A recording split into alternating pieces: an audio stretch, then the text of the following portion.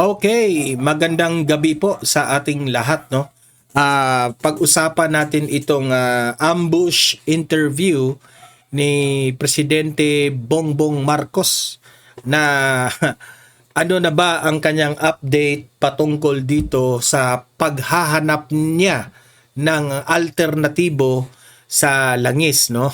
Mamaya magkokomentaryo tayo diyan kung meron na bang hindi ko pa nakita itong video na ito. Ngunit magre-react tayo kung ano na ang mga developments. May ginagawa na ba si Bongbong Marcos dito sa problema natin sa langis? Okay? Mamaya panuorin natin 'yan. At ipapakita ko rin sa inyo ang isang video na parang inspirational message ni Vice President Inday Sara Duterte dito sa PNPA Silang Paglaom Class of 2026. Okay? So, yan, magre-react rin tayo dyan sa magandang sinabi po ni VP Sara. At itong umiinit na balita kanina patungkol po dito sa kampo ni VP Sara Duterte na tinawag na kengkoy o comical ang panibagong aligasyon ni Ramil Madriaga patungkol nga dito na inilink niya si Kong Teves, dating Congressman Teves, na gusto raw siyang gurgurin ni Teves. Ano ba ito? Mamaya, i-play natin, pag-usapan rin natin yan, i-analyze natin yan, bakit ginagawa yan ngayon ni Ramil Madriaga. At last but not the least ay ipapakita rin natin itong reaksyon, opinion ni Senator Robin Padilla patungkol po dito sa walang tigil na impeachment complaint laban dito kay VP Sara. Tinawag po ito ni Senator Robin Padilla na kalokohan. Kalokohan naman talaga eh. Yeah? Okay? So, bago ko to itatalakay, i-like muna at saka i-share itong ating video para guys, kakalat ito sa taong bayan. Okay? At sa mga bago pa lang dito, first time nyo, subscribe na po kayo para updated kayo. Okay? O heto, without further ado, pakinggan ninyo ang bangag na presidente. Ano na ba ang gagawin mo dito sa oil crisis na ito? Pasok, Mr. Bangag. Yung ating patuloy na paghahanap ng supply. Patuloy raw na paghahanap ng supply. Hanggang ngayon, hindi ka pa nakakita? Ano ba yan? Sa totoo lang, yung ibang bansa, Bongbong Marcos, nakuha na nilang gumawa ng solusyon dito sa oil crisis. Mantakin nyo, nakita ko doon sa isang post at sa isang website na panghuli na po tayo ngayon sa oil crisis. Yung iba, yung Singapore, Japan, Malaysia, lahat-lahat na nagkaroon na po ng solusyon patungkol dito sa oil crisis na damay lahat dito sa dito sa nangyaring sa Middle East. Pero hanggang ngayon, itong presidente na to naghahanap pa ng langis. Ganyan siya. Ganyan siya na klaseng presidente. Ganyan siya kabagal, ganyan siya kahina. Hindi talaga nagkamali si former President Duterte nung sinabi niyang weak leader. Ay, sana noon nakinig tayo kay former President Duterte. Ng langis at saka mga produktong petroleum products. At sinabihan ako ng namamahala ng Petron, si Mr. Ramon Ang, na sa kasalukuyan, ang ating supply ay hanggang end of June, June 30. May supply tayo hanggang June 30. Pero hindi ibig sabihin na titigilan na natin ang paghahanap pa.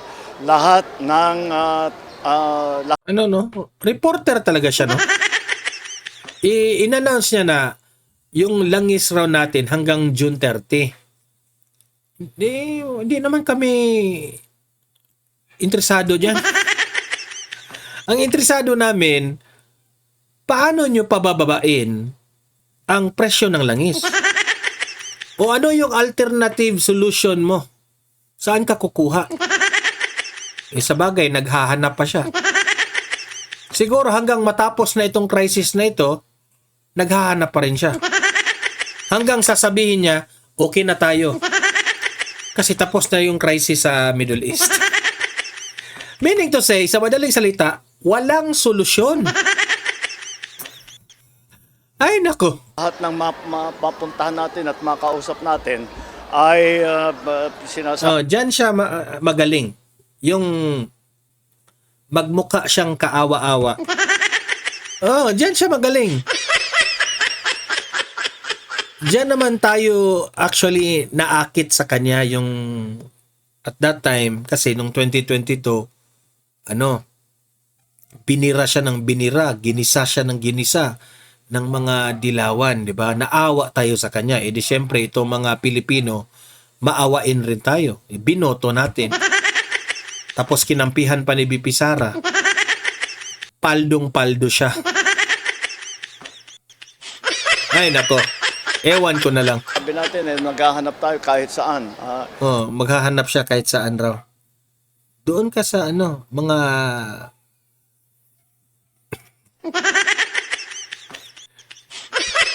At hindi lamang hindi lamang yung crude oil, kundi lahat ng produktong petrolyo, gasolina, diesel, kerosene, jet fuel, lahat yan ay naghahanap tayo sa buong mundo.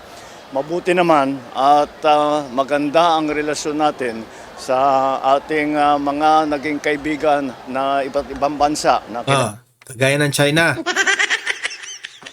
Kagaya ng China. kinakaibigan natin at malapit ang ating ang relasyon natin sa kanila. Pinagbibigyan naman tayo dun sa pagbigay ng supply dahil karamihan na oil producers ngayon ay hindi masyadong nag-export.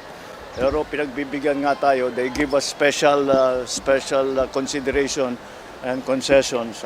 Bakit mahal pa ngayon hanggang ngayon ang gasolina?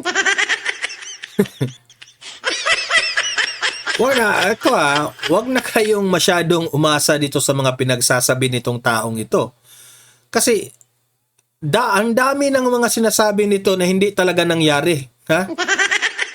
Wag na kayong masyadong umasa. Ha? Dito, kaya nandiyan ang supply natin. Merong mga nagtatanong din kung ano yung mangyayari sa ASEAN Summit. Nagtanong kami sa lahat ng we have consulted with our counterparts in the other member states, in the 10 other member states. And the question that I asked them is very simple. Would you prefer, because everybody is busy with the oil crisis that's going on because of the war in the Middle East, would you like to postpone the ASEAN Summit? The consensus that we came to is that it is precisely now that we must coordinate our efforts. So that is what we are going to do. Ipapatuloy natin yung ASEAN Summit. Ngunit, the way that we describe it is that we have, it is a bare bones ASEAN Summit. It's just, we will be talking about three main subjects. We will not talk about, but we will talk about. Ay, nako. Alam mo, BBM, no? Mag-follow up ka na. Kulang yan sa follow up. The supply of petroleum and petroleum products, about the supply of food and the price of food, and migrant workers. Those will be the three subject matters that we will be taking up in the ASEAN Summit. It will be over a period of maybe a day and a half, imbes na yung mahaba all day. Kung the way siya magsalita, parang matalino, magaling, English, di ba? Pero kung magpapadala kayo sa ganyan, good luck. What we had planned, lahat ng plinano natin, sabi ko, baka hindi naman ngayon ang panahon na masyado natin masyadong elaborate ang ating preparasyon. Ang kailangan talaga sa panahon na ito ay makapag-usap kami mga leader upang Ang kailangan talaga sa panahon ngayon, bumaba ka na. Mag-resign ka na.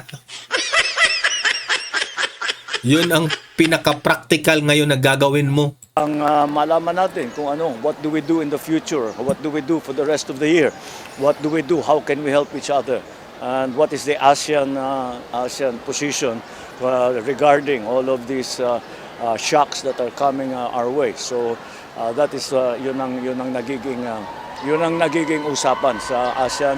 Tuloy tayo sa May 7, May 8,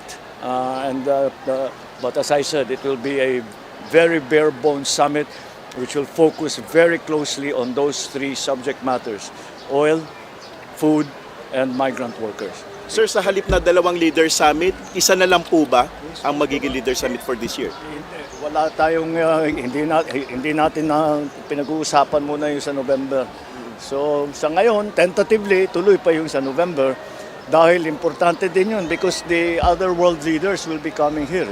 Na galing sa Europe, yung ating sa China. Hindi pa raw niya pag-usapan. Pero ikaw yung unang nag-usap dyan eh. Gago rin. Yung ating sa Korea, sa Japan, kailangan talagang pag-usapan lahat ng mga pangyayaring ito. So it's going to be... Ano ba talaga? Kailangan pag-usapan o hindi pag-usapan? Mr. President, naguguluhan na kami sa iyo ah. very important also. But before we do that, siguro by September, October, magtatanong na tayo kung ano yung gustong gagawin ng yung mga ibang leader. Kung makarating Isa pa yan, yung nasa likod ni BBM, si John Vic Remulla. Ambisyoso rin. Gustong maging presidente. sila, etc. So, pero right now, we are focused on the summit in May. Sir, may nananawagan na kongresista na bawasan po ang budget ng ASEAN. From 20, gawin na lang daw po 10. Yung 12 billion, ibigay na lang daw po dun sa mas nangangailangan yung apektado ng krisis. Ano po masasabi niyo, sir? Ginawa na namin. Tapos na yun. That's why we did this. That's exactly why we did it. One of the big reasons why we did this. Sure ka na ba na ginawa mo yon? Kasi iba yung salita ka lang ng salita na wala kang ipinakita na ebidensya. Siguraduhin mo. Sir, what are your thoughts on the proposal to repeal the oil redegradation law and remove the VAT on fuel imports? As I said before, nothing is being discounted. Ibig sabihin, lahat ng maaring gawin upang meron tayong magawa para tulungan na pagaangin ang epekto at nitong nangyari itong gera sa Middle East ay talagang pinag-uusapan namin. But what we are focused now, Pinag-uusapan lang ha, hindi ginagawa. Walang solusyon, pinag-uusapan lang. Standby lang kayo. Kasi hanggang ngayon, walang nangyari sa totoo lang. is immediate. We will have to amend the oil regulation. Mahaba pa ng diskusyon yan. I don't know when it will come out. So we are focused right now on the immediate, what we can do immediately. Kagaya nung sinabi ko sa statement ko, kung ano yung... What can you do immediately? Hindi mo nga alam paano gamitin yung emergency powers mo. Wala. Ano na bang nagawa mo? Wala. Maaari nating paratingin kaagad na tulong sa taong bayan, yun ang aming ginagawa, yun ang namin pinag-iisipan ngayon. But as I said, pinag-iisipan pa lang ha. Wala pang nagawa, pinag-iisipan pa. Hanggang ngayon ha.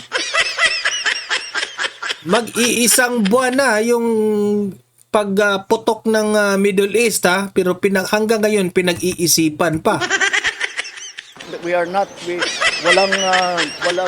Kahit lahat ng maaring gawin tinitignan namin, pinag-aaralan namin. Pinag-aaralan pa. Maghintay-hintay naman kayo ha, pinag-aaralan pa. Hanggang mahal yung gasolina, muna tayo, lalakad muna tayo. Kung saan tayo pupunta, from EDSA to SM North, lakad muna. Okay? Kasi pinag-aaralan pa. Dusa muna tayo ha. Magdo eh. Kayong mga loyalista, magdusa mo na kayo, maglakad mo na kayo. Kasi ito yung iniidolo yung presidente eh. Magdusa tayong lahat. Thank you, Mr. President. Ayan no, yung walang silbi na interview. Ay nako, wala tayo, basta si BBM yung ating pakikinggan, bad trip yan.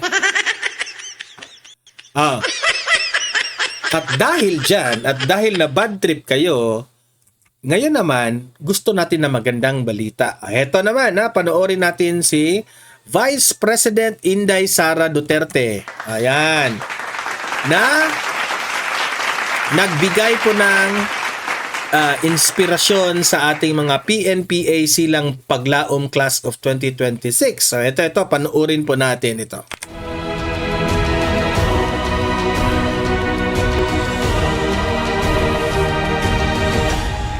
Assalamualaikum warahmatullahi wabarakatuh. Madayaw mayong adlaw kaninyong tanan. Magandang araw sa inyong lahat. Congratulations to the Philippine National Police Academy and the Silang Paglaong Class of 2026. Year after year, the PNPA produces leaders of character, men and women imbued with the conviction. Ito siguro yung mga bagong graduates natin ng mga PNPA, no? And to interrupt you, sobrang maganda yung aming future president, di ba? Ayan, palakpakan. To selflessly serve our people. At a time when our communities face complex threats, we count on your professionalism and your unwavering commitment to the rule of law. Your duty is to be the steady hand that ensures safety and fairness for every Filipino, regardless of their status in life. As you leave these halls, I urge you to personify the virtues of integrity, courage, and loyalty to the Republic. I trust your training has empowered you to defend the dignity of our country through every law you diligently uphold and every life you courageously protect. Remember, the truest testament of your service is not found in your rank, but in your readiness to safeguard the welfare of our communities, even beyond the call of duty. Choose the noble path of genuine public service every single day. Thank you for answering the call to serve. Mabuhay ang Silang Paglaong Class of 2026. Mahalin natin ang Pilipinas para sa Diyos sa bayan at sa bawat pamilyang Pilipino. Shukran. So, yun po ang magandang mensahe ni VP Sara dito sa ating PNPA class, no? At naniniwala po si VP Sara sa mga trainings ninyo na natututunan nyo, no? Na ipaiiral natin ang rule of law. Ito magpapayo tayo dito sa ating mga PNPA class, no? Tayo naman bilang isang mamamayang Pilipino ay kami po ay anong tawag diyan? Humihingi po kami ng pabor sa inyo, no? Na kung kayo po ay magiging nasa tungkulin na, yung mga bagong graduates, ay always ninyong maalala at tandaan nyo na you don't serve for these politicians. Yung mga iba dyan na namumulitika na mga nagtrabaho, mga sundalo, mga pulis. Ngayon, hindi na natin yan makokontrol sila kasi mga malalaki na po yung mga itlog nila. Kayo muna, yung mga bagong graduates natin, mga fresh graduates, lagi niyong tandaan na itong mga politicians na ito ay hindi po ito laging nananatili sa kanilang pwesto o kung saan sila nakaupo ngayon. Presidente man yan, vice president man yan, o congressman, senador, mayor, vice mayor, lahat. You don't serve for them. You serve for the Filipino people. Because you serve for the Filipino people, protect the flag, protect our nation, protect the taong bayan. Kaya nga lagi kong sinasabi, no, na kapag sa panahon ng crisis, lagi niyong tandaan, no, na ang lagi ninyong pakikinggan ay ang boses ng mamamayang Pilipino o ang taong bayan. Huwag niyong pakikinggan yung mga politiko, mga politicians. No? Mas makinig kayo sa taong bayan. Okay? I'm not saying you don't obey these politicians. You obey them when you think it's right. But don't obey them if you think na mali na yung ginagawa, korupsyon na yung ginagawa. Sana naman mag-voice out rin kayo sa mga sa pakiging natutunan nyo when times na kayo po ay nag-training pa. Okay? So, yun lang po. Laging tandaan, God first, taong bayan, at yung bansa natin. Okay? So, congratulations, PNPA Silang Paglaom Class of 2026. Ayan, palakpakan. Yan. Mahalaga talaga yan yung dignidad natin. Talking about dignity, no? Nakakatawa po itong bagong balita na ito. Isang taong walang dignidad. Isang taong walang dignidad dahil kriminal. Itong kampo ni Vice President Inday Sara Duterte, especially ang mga defense team, mga lawyers ni VP Sara, tinawag na comical ang panibagong aligasyon nitong ni Ramil Madriaga. Walang dignidad eh. Alam niyo ba kung nung nangyari? Dinamay niya na ngayon si Congressman Teves. Ito yung balita, panoorin natin. Tinawag na comical o katawa-tawa ni Attorney Paulo Panelo Jr., isa sa legal counsel ni Vice President Sara Duterte, ang panibagong alegasyon ni Ramil Madriaga na umunoy ang dating kongresista na si Arnie Teves ang nagbabanta sa kanyang buhay.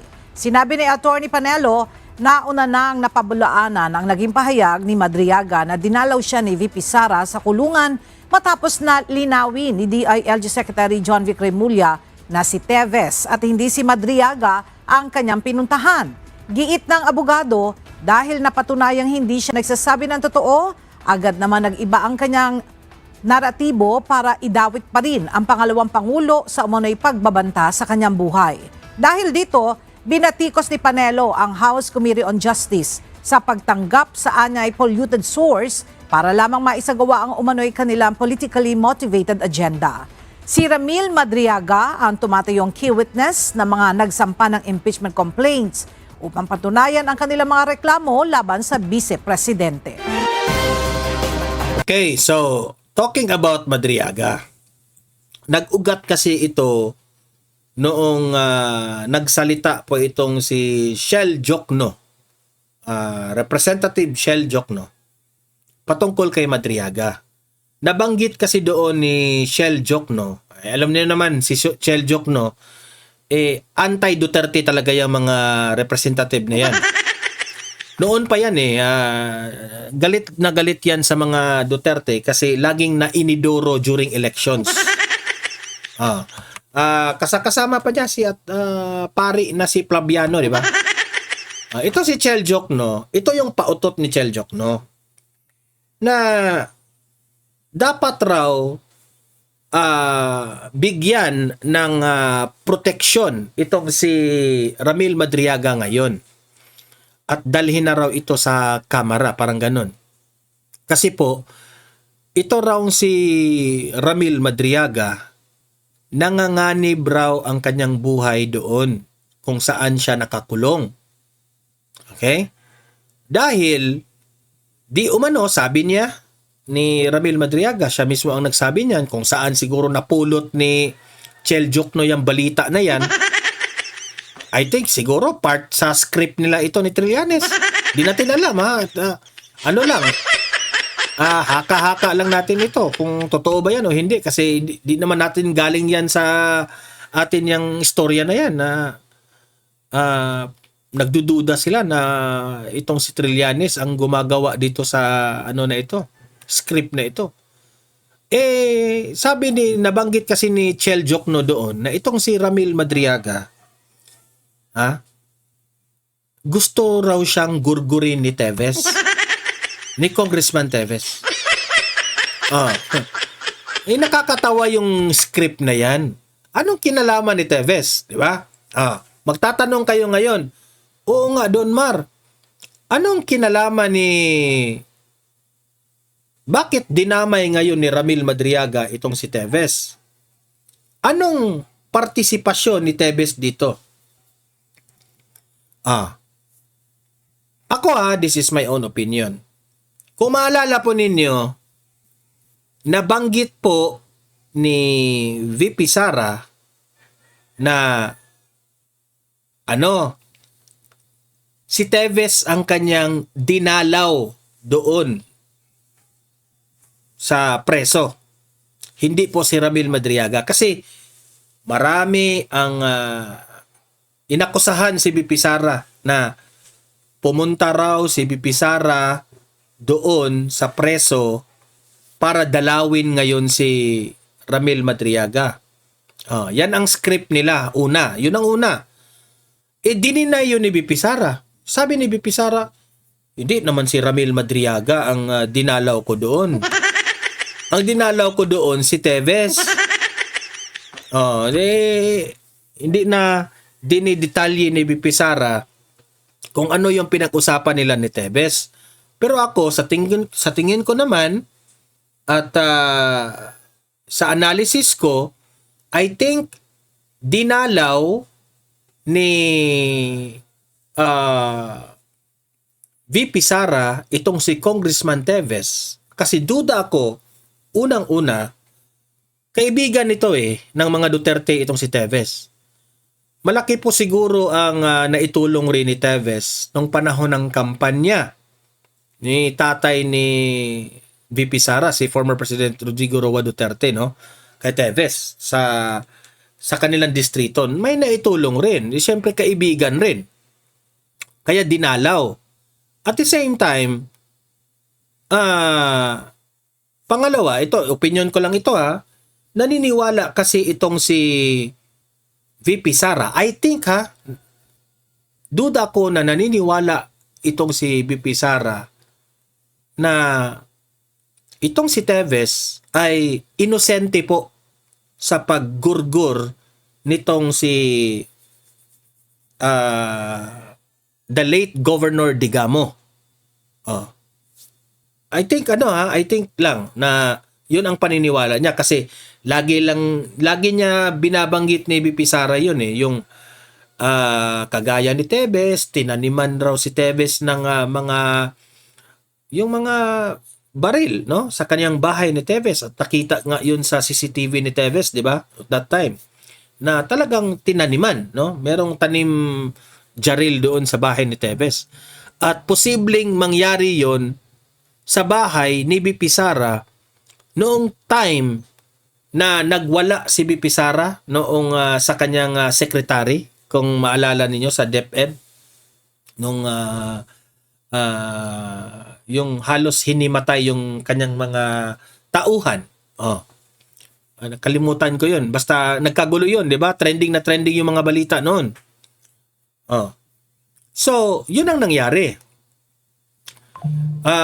Nabanggit yun ni VP Sara many times na yan raw ang karakas ng administrasyon na ito. So, I think sa pagkakakulong ni Teves, binisita ni VP Sara si Teves, parang pakiramay na rin sa nangyari sa kanya. Okay? Whether si VP Sara ay naniniwala na inosente si Teves o hindi inosente si Teves, alam niya na pinupolitika itong si Teves. Kaya niya binisita. Ngayon, bakit? Anong kinalaman ni Ramil Madriaga? Si Ramil Madriaga, inakusahan niya si Teves na gusto siyang gurgurin. Para iisipin na ako, duda lang ako dito na pwede itong mangyari in the future na gagawin ang naratibo ni Ramil Madriaga parang gusto siyang gurgurin ni Teves. Ang tanong, sinong kung totoo man yan, for the sake of argument, sino ang uutos kay Teves para gurgurin ka? Yan ang pinakaunang tanong. Kasi ano yan tatanungin yan. Uy, nabanggit mo Ramil Madriaga na gusto kang gurgurin ni Teves. Kung gusto kang gurgurin ni Teves, sino ang nag-utos kay Teves para gurgurin ka? Sasabihin na naman yan. Meron na naman, sasabihin na naman yung taong bayan, yung mga loyalista at mga dilawan. Baka si BP Sara ang nag-utos kay Teves na pagurgurin itong si Ramil Madriaga. Para papunta na naman ang script na ganon.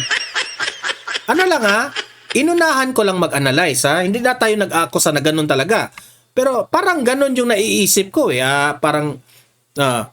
kasi nabanggit ni BP Sara na bumisita siya doon kay Teves, tapos idadamay niya ngayon si Teves na gusto siyang gurgurin ni Teves. Sinong nag-utos kay Teves? Tatanungin ngayon si Madriaga. Anong iisipin ng mga taong bayan? Baka si BP Sara nga ang nag-utos na Teves, gurgurin mo itong si Ramil Madriaga doon sa loob sa si Chel Jokno naman, kinagat niya siguro yung naratibo na yan. Nanganganib ang buhay ni Ramil Madriaga kahit wala namang ganong naratibo. Di ba? Kahit wala. Nagdududa ako dyan. Ano na naman yan? Ililink na naman yan ni BP Sara na uutusan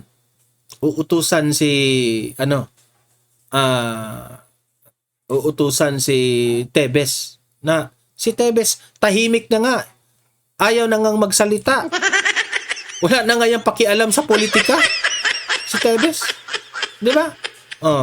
So parang ganon, kaya na-link ngayon maraming nagtataka bakit nabanggit ni Ramil Madriaga bigla si Teves na nananahimik. Ang dami nang ang kaso ni Teves. Tapos ngayon, ikaw, Ramil Madriaga, idadamay mo ngayon si Teves. Kung i-analyze mo, si Congressman Teves, ang dami nang ang problemang kaso kung kinaharap. Gugurgurin pa kita? Isang kriminal? Na wala naman ako makukuha sa'yo kung gurgurin kita? Di ba? Ay, nako. Ewan ko na lang. Yun lang ang aking pananaw ko dyan. Okay? So, punta tayo ngayon dito sa, si Robin Padilla. Sa usaping impeachment complaint kay BP Sara. Alam niyo naman, tinodo na nila lahat. Lahat na siguro ng kapangyarihan ngayon ng kaalyado ni BBM at pati na itong si BBM ay gusto talaga nilang ma-impeach itong si BP Sara. Ito yung reaksyon ni Senator Robin Padilla patungkol dyan. Ito. Robin Padilla, pasok. Impeachment na naman. Ano ba itong kalokohan na to? Meron pa silang papiyapiyatos na hawak doon. Alam nyo, mga kababayan, sa totoo lang po, patawarin ako nitong mga kaibigan natin na ito. Hindi ba kayo nahihiyaan yung ginagawa ninyo? Tama. Ang mga kababayan natin nag-iisip kung anong kakainin nila. Itong mga panahon nito. Magkano ang bilihin? Ang iisipin ninyo, politika? Wow! Talagang hindi ako makapaniwala. Kung ganito ang mentalidad natin, sino pa makakatulong sa atin? Isipin ninyo, ang ini-issue natin sa Vice President natin, piatos! Naiintindihan nyo ba yun? Na sa confidential ho kasi, Inuulit ko, dati po tayo sa intelligence. Hindi naman gumagamit ng totoong pangalan dyan, boss. Paano ko naman gagamit ng totoong pangalan niya? Give away mo na kung sino yung asset mo. Eh di nilaglag mo, sinulog mo. Nilaglag mo na. Sunog na. naman yun. Pambihira talaga. Alam nyo, sa totoo lang po, ako'y nalulungkot. Kasi sa panahon nito, dapat sama-sama tayo. Naalala nyo, kasi parang pandemic ito, boss eh. Another phase ito ng pandemic. Dapat sama-sama tayo dito. At yung mga natutunan natin dapat nung pandemic, i-apply natin ngayon. Correct. Kasi nung nakaraang pandemic, naipakita sa atin ng dating Pangulo kung paano i-handle.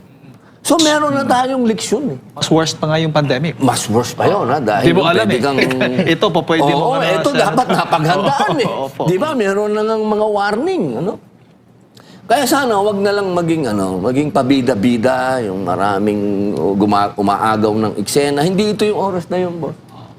Opo, balikan ko lang sir yung mga post po ninyo para sa kabatiran natin mga kababayan. June Sorry, 6 napahaba, boss. Okay lang sir. June 16, 2025, sinabi po ninyo, kumusta ang ating food security? Malinaw na po ang kakampihan ng mga bansa sa kaganapan sa Middle East. June 16, 2025, as of 2023, 2.2 million OFW na sa Middle East. Same day pa rin sir, June 16, 2025, ginagarantiyahan ng Konstitusyon ng Pilipinas ang karapatan ng mga tao sa impormasyon tungkol sa mga bagay na may kinalaman sa publiko. Binanggit po niyo yung Article 3, Section 7 ng Constitution. Same day, magkakasunod dito na post, same day, sir, langis, malaking issue. Ito sa bilihin, may plano na ba tayo? Uy, nagtatanong ka na, last year pa. Opo. May plano na ba tayo? Sa nangyayari at mangyayari pa? Eto, matindi, Senador.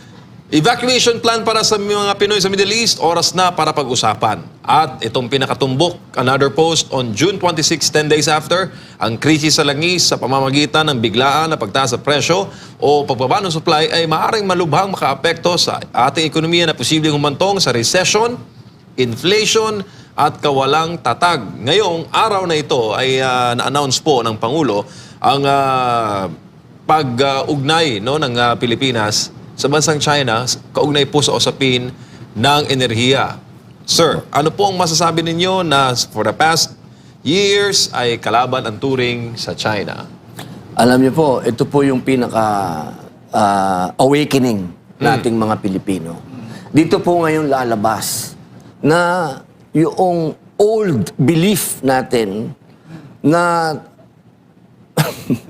pagkalaban ng Amerikano ay kalaban natin, dito na po ngayon yan matatapos. Sapagkat makikita po natin dito na dapat tayo mga Pilipino, uulitin ko po, ang iniisip natin ay yung sarili natin.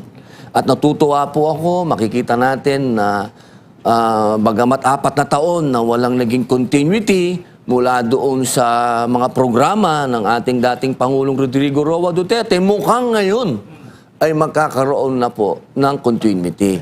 Ito po yung sinasabi natin na kung sana ang bawat Pangulo na papalit sa dating Pangulo magkaroon ng continuity na programa. Isipin ninyo, 4 years ang nawala.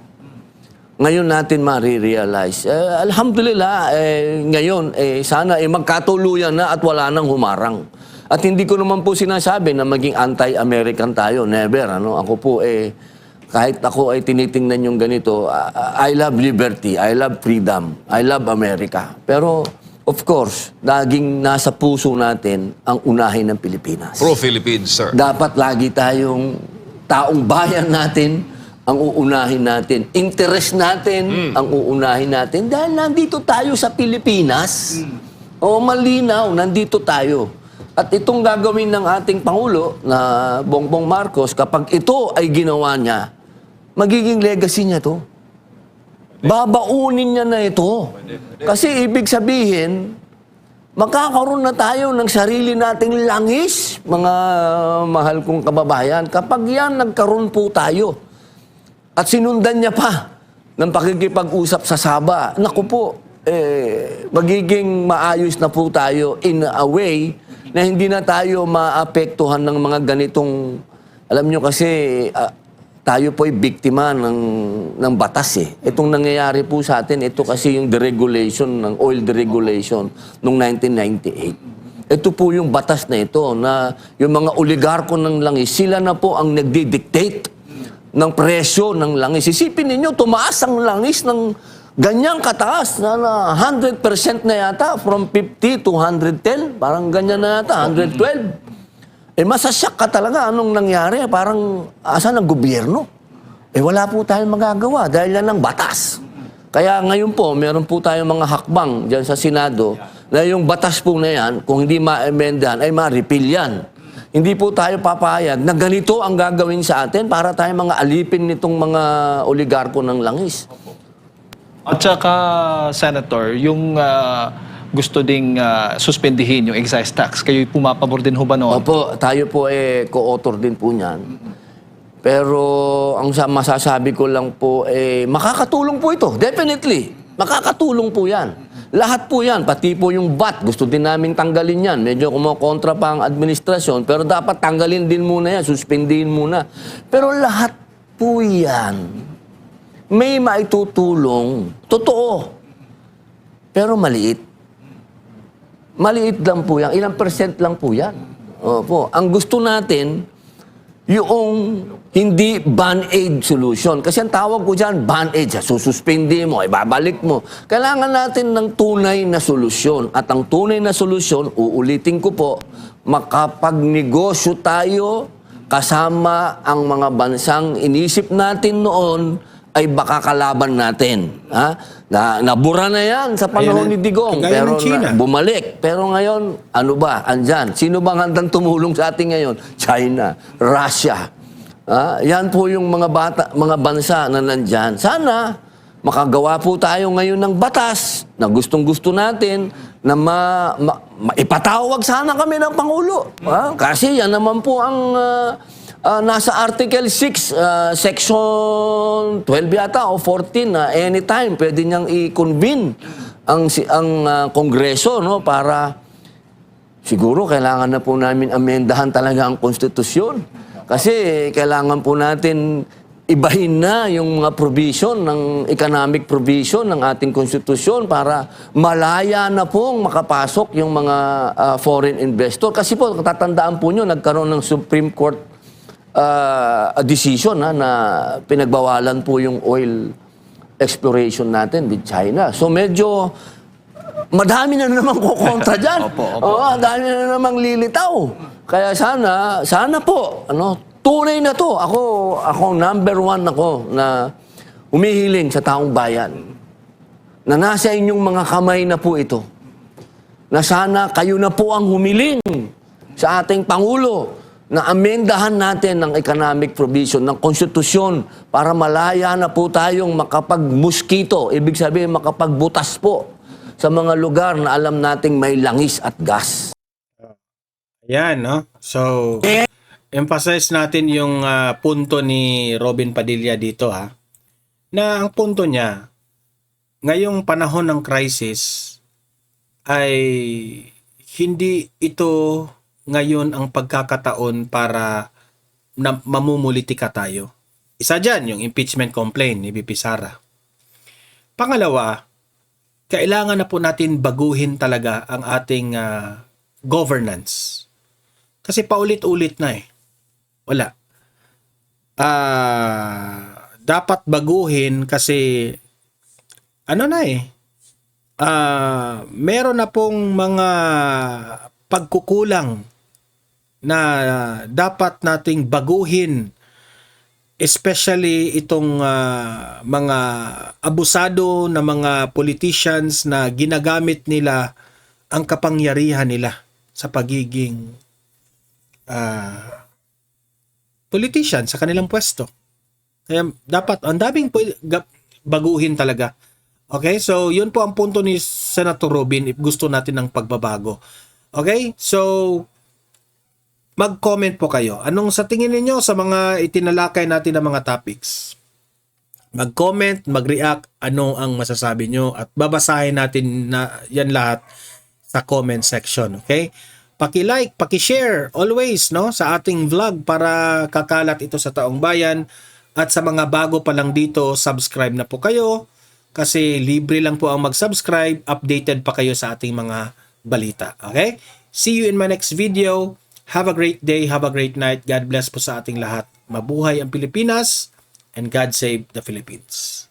Bye-bye!